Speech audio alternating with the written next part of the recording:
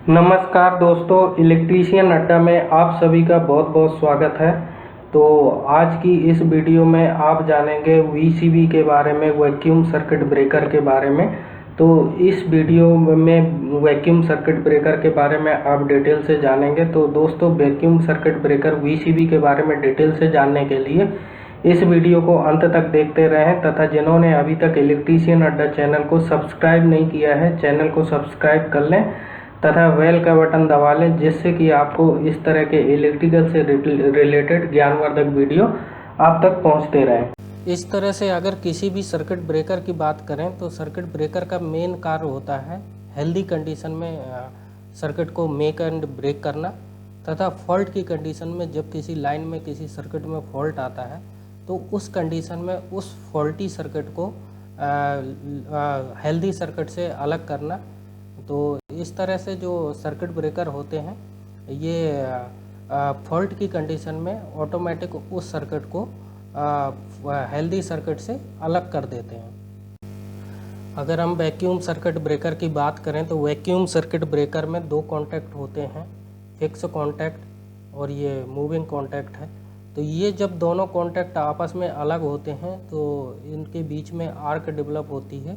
तो इस आर्क को बुझाना बहुत ज़रूरी होता है, क्योंकि अगर इसको तुरंत ना बुझाया जाए तो आग लग सकती है। तो इस तरह से आर्क कुंचिंग के लिए, इस आर्क को बुझाने के लिए एक कुंचिंग मीडियम का उपयोग किया जाता है। तो इस तरह से जो वैक्यूम सर्किट ब्रेकर VCB होते हैं उसमें जो आर्क कुंचिंग का मीडियम होता है वो वैक्यूम होता है। इस तरह की बोतल होती हैं, वैक्यूम सिलेंडर होते हैं, जिनके अंदर ये फिक्स कॉन्टैक्ट और मूविंग कॉन्टैक्ट दोनों रहते हैं, और इसी के अंदर कॉन्टैक्ट मेक और ब्रेक होते हैं। और वैक्यूम होने की वजह से, निर्वात होने की वजह से वहाँ पे आर्क डेवलप नहीं हो पाती है, बढ़ नहीं पाती है। तो इस तरह से वैक्यूम सर्किट ब्रेकर जो भी होते हैं उनमें आर्क कुंचिंग का मीडियम जो होता है वो वैक्यूम होता है, इसीलिए इन्हें वैक्यूम सर्किट ब्रेकर कहा जाता है। तो दोस्तों, आगे बढ़ते हैं और जानते हैं वैक्यूम सर्किट ब्रेकर के बारे में। जो 33 और 66 kV के जो सब स्टेशंस होते हैं वहाँ पे आप देखेंगे तो इस तरह के सर्किट ब्रेकर्स लगे रहते हैं, वैक्यूम सर्किट ब्रेकर लगे रहते हैं। इस तरह की पूरी असेंबली आपको स्विच यार्ड में लगी हुई दिख जाएगी। वो इस तरह की पूरी असेंबली होती है, आप देखेंगे ये इस तरह से स्विच यार्ड में लगे रहते हैं। फीडर में जो 33 kV के फीडर होते हैं और जो पावर ट्रांसफार्मर्स होते हैं उन पे इस तरह के सर्किट ब्रेकर लगाए जाते हैं। तो इस तरह का कंट्रोल पैनल होता है जो कंट्रोल रूम में, उस सब स्टेशन का जो कंट्रोल रूम होता है वहाँ पे लगे रहते हैं, जहाँ से इसको ब्रेकर को ऑपरेट किया जाता है, ऑन ऑफ किया जाता है मैनुअली और रिमोट के थ्रू। तो इस तरह के कंट्रोल पैनल आपको लगे हुए सब स्टेशंस के अंदर दिख जाएंगे। इस तरह से जो 33 और 66 kV के सब स्टेशंस होते हैं वहाँ पे जो वैक्यूम सर्किट ब्रेकर होते हैं इस तरह से लगाए जाते हैं। अब इनके पार्ट्स के बारे में हम डिटेल से जानते हैं, एक एक पार्ट के बारे में डिटेल से समझते हैं। तो आप इस तरह से देखेंगे तो अगर ये आप देखें, ये जो आपको दिख रहे हैं ये इनकमिंग जंपर्स हैं। जो इनकमिंग सप्लाई आती है 33 या 66 kV की लाइन आती है उसको यहाँ पे कनेक्ट किया जाता है, तथा आउटगोइंग के लिए यहाँ पे टर्मिनल दिए हुए हैं, ये आउटगोइंग टर्मिनल है। तथा इसमें जो है आप देखेंगे तो मूविंग और फिक्स कॉन्टैक्ट होते हैं। इसके अंदर इंटरप्टर लगा हुआ होता है, वैक्यूम सिलेंडर होता है जिसके अंदर ये मूविंग और फिक्स कॉन्टैक्ट होते हैं। इसकी असेंबली को भी हम आगे देखेंगे। तथा ये जो है बुशिंग होती है इंसुलेटेड, जिसके अंदर असेंबली होती है रोड असेंबली, जो इसको ऑपरेट करने के लिए मदद करती है। तथा इसमें जो है गैंग ऑपरेटिंग रोड असेंबली होती है पूरा, जो ये तीनों फिक्स और मूविंग कॉन्टैक्ट जो होते हैं उनको मूव करने में मदद करते हैं। तथा ये जो है इंटरकनेक्टर असेंबली होती है, जो मैकेनिज्म को, ब्रेकर का जो मैकेनिज्म होता है उसको जियो रोड असेंबली से जोड़ती है, तथा जियो रोड असेंबली के थ्रू ये मूविंग कॉन्टैक्ट इसके अंदर मूव करते हैं। तथा ये हमारा जो है स्प्रिंग चार्जिंग मैकेनिज्म होता है जो इसको ब्रेकर को ऑन ऑफ करने में मदद करता है। अब हम देखते हैं इसमें जो है, ये आप देख रहे होंगे, ये आपका पोल यूनिट असेंबली है। इसका ये क्रॉस सेक्शनल व्यू दिखाया गया है। इसके अंदर आप देखेंगे ये जो तीनों फेज के लिए दिखाए गए हैं पोल यूनिट असेंबली, तो इसमें आप देखेंगे ये इंटरप्टर होता है। ये आप देख रहे हैं इंटरप्टर लगा हुआ वैक्यूम इंटरप्टर है, जिसके अंदर फिक्स और मूविंग कॉन्टैक्ट होते हैं। ये आपका फिक्स कॉन्टैक्ट है यहाँ पे। ये आपका इनकमिंग टर्मिनल है। इसमें आप जैसे ये देख रहे हैं ये इनकमिंग टर्मिनल है। इसी तरह से ये इसके क्रॉस सेक्शनल व्यू पे अगर हम देखें तो ये इनकमिंग टर्मिनल है तथा ये आउटगोइंग टर्मिनल है, इसमें दिखाया गया।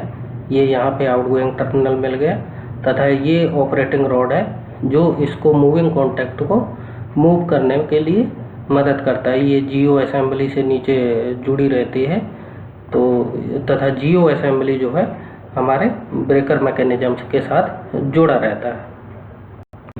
आगे बढ़ते हैं। अब हम स्प्रिंग चार्जिंग मैकेनिज्म के बारे में देखते हैं। ब्रेकर का जो मैकेनिज्म होता है, इस तरह के मैकेनिज्म होता है। आप देखेंगे ये आप देख रहे हैं ऑपरेटिंग रॉड है जो आपकी जियो से कनेक्ट रहती है। ऊपर आपने पहले देखा था जियो को, तथा ये मेन स्प्रिंग होती है जो ब्रेकर को ऑन ऑफ करने में मदद करती है। तथा ये गियर असेंबली लगी हुई है जो मैकेनिज्म को स्मूथ बनाती है ऑपरेट करने के लिए। तथा ये spring charging manual operating rod के लिए एक स्लॉट दिया रहता है। जब स्प्रिंग चार्जिंग मोटर के थ्रू नहीं होती या कुछ खराबी आ जाती है मोटर में, तो हम मैनुअल हैंडल के थ्रू इसको स्प्रिंग को चार्ज कर सकते हैं।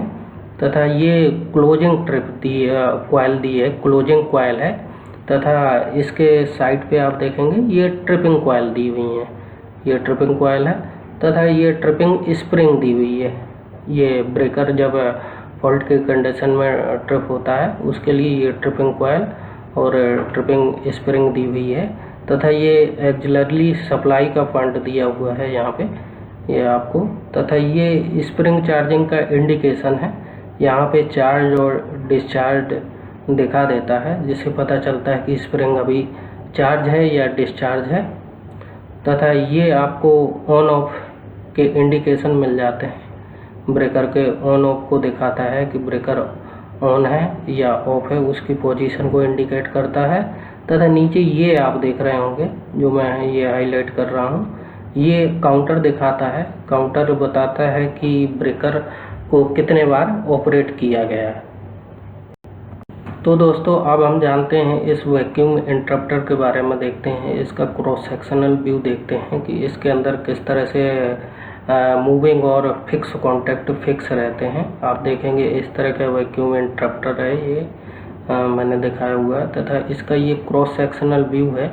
इसमें आप देखेंगे ये फिक्स कॉन्टैक्ट है, आपका ये पूरा आर्किंग चैम्बर है जिसके अंदर दोनों ये फिक्स कॉन्टैक्ट है, ये मूविंग कॉन्टैक्ट है नीचे वाला, ये दोनों कॉन्टैक्ट रहते हैं। और इसी के अंदर जब मैकेनिज्म इसको ऑपरेट करता है, ये पॉइंट जो मिल रहा है ये मैकेनिज्म के साथ जुड़ा रहता है ऑपरेटिंग रोड के साथ में, जैसा कि आपने आगे पहले देखा था।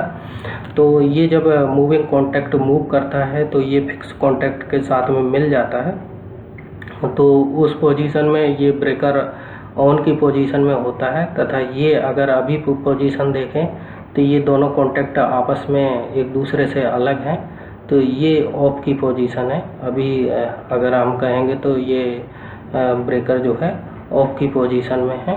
तो दोस्तों अभी आप लोगों ने जाना वैक्यूम सर्किट ब्रेकर के बारे में जो 33 और 66 kV में यूज होते हैं। उन वैक्यूम सर्किट ब्रेकर के पार्ट्स के बारे में जाना, उनकी असेंबली के बारे में जाना। तो दोस्तों 11 kV वैक्यूम सर्किट ब्रेकर के बारे में मैं आपको अगली वीडियो में बताऊंगा। तो दोस्तों ये वीडियो आपको कैसी लगी? अगर अच्छी लगी तो प्लीज़ इसको लाइक करें, कमेंट करें तथा दोस्तों के साथ शेयर करें। तथा जिन्होंने अभी तक इलेक्ट्रीशियन अड्डा चैनल को सब्सक्राइब नहीं किया है, चैनल को सब्सक्राइब कर लें तथा बेल का बटन दबा लें। धन्यवाद दोस्तों।